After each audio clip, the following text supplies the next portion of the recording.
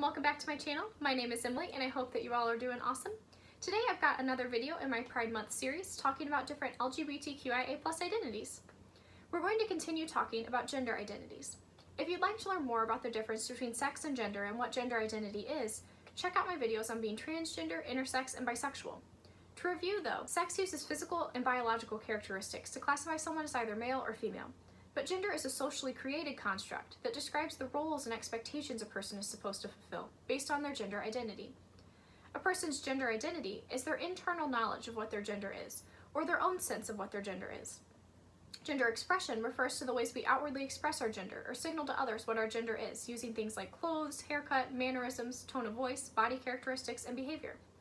Gender is more than just the binary of male and female. It can be helpful to think of gender as being on a spectrum with male at one end and female at the other, and a whole range of possibilities in between. Some people identify partially with a gender, but not entirely. Today, we'll be talking about the label of demigirl. Demigirl describes a person who, regardless of their assigned sex at birth, somewhat, but not entirely, identifies as a woman, a girl, or with femininity. It may be used by a person assigned female at birth who doesn't feel very connected to a female gender identity, or who feels somewhat disconnected from the identity of female. Or it may be used by a person assigned male at birth who feels more connected to femininity than to masculinity, but not enough so that they fully identify as a woman.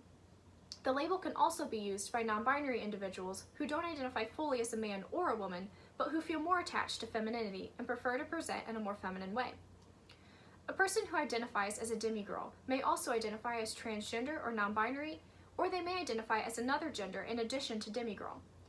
Many people who identify as demigirl will use she, they, or she, her pronouns, but everyone is different, so be sure to politely ask. To put it simply, a demigirl is a person who identifies somewhat with the idea of femininity, being female, or with being a woman or girl, but not enough so that they truly label themselves as a female or a woman.